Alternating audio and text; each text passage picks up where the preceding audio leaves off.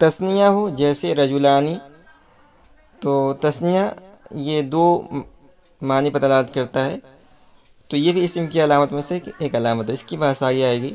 جمع ہو جیسے رجالن، تو جمع کے اندر دو سے یا دو سے زیادہ معنی پائے جاتے ہیں، اس کی بحث بھی آگے آئے گی، دو سے زیادہ کے معنی پائے جاتے ہیں جمع کے اندر۔ موصوف ہو جیسے رجل کریم، موصوف کی بحث بھی آگے آئے گی، اور اس کا خلاصہ یہ ہے کہ جو کسی صفت کے ساتھ متصف اسے موصوف کہتے ہیں۔ جیسے زید ہے، زید بہت ہی یعنی نیک ہے، تو ہم کہیں گے زید رجل صالح، زید ایک نیک آدمی ہے، تو زید یہ موصوف ہوا، تو یہ بھی اسم کی علامت میں سے ایک علامت ہے۔ نمبر 11 تائے متحرکہ اس سے ملی ہو جیسے ضاربتن، تو یہ تائے ضاربتن اسم اس لیے اس کے ساتھ تائے متحرکہ ملی ہوئی ہے۔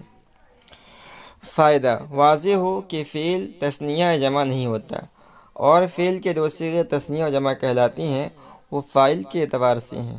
تو فعل اصلاً نہ تثنیہ ہوتا ہے نہ جمع ہوتا ہے، جہاں کہیں بھی فعل ہمیں تثنیہ یا جمع کی شکل میں نظر آئے تو آپ سمجھ لیجئے کہ وہ فاعل کے اعتبار سے ہے۔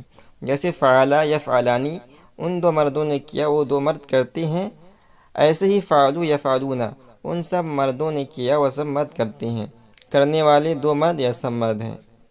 یہ مطلب نہیں کہ دو کام کیے یا سب کام کیے، کام تو ایک ہی ہے، ایک ہی کیا، مگر کرنے والے دو مرد یا سب مرد ہوئے، خوب ذہن نشین کر لیں۔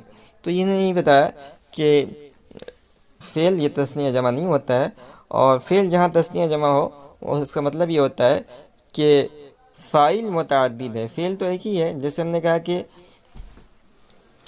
زید و بکر فعلا، یا زید و بکر صلی، زید اور بکر نے نماز پڑھی، تو اس کا مطلب یہ نہیں ہے کہ زید و بکر نے دو نمازیں پڑھی ہے، ایک ہی نماز پڑھی ہے، مگر پڑھنے والے دو ہیں، ایک زید ہے ایک بکر ہے۔